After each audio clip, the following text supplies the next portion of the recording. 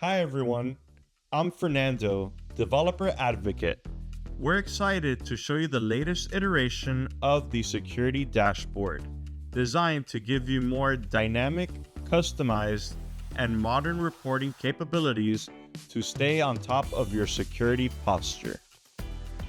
To access the Security Dashboard from your group, go to the Secure Side tab and select Security Dashboard. Teams can now see a clear overview of vulnerability counts by severity, including a median age metric. Critically, these values can be instantly filtered by project or report type from the top bar.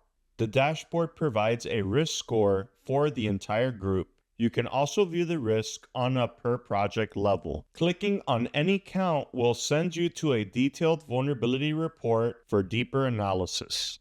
Next, the Vulnerabilities Over Time chart provides a clear trend line. Use the new panel level filters to hone in on the most relevant data and see when vulnerabilities were introduced or remediated. The chart can be seen for 30, 60, or 90 days and can also be filtered by severity type. You can also adjust the group by scanner to understand what's truly driving your backlog trends.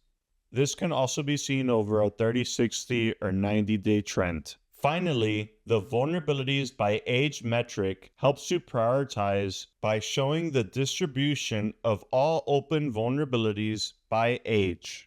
You can quickly identify the projects with the oldest issues and choose where to focus your limited efforts. This section can also be filtered by severity as well as report type. This latest dashboard provides the speed and customization needed to manage your vulnerabilities effectively. We're also rolling out new features soon, like additional filters and new charts. Be sure to check out the new Security Dashboard today.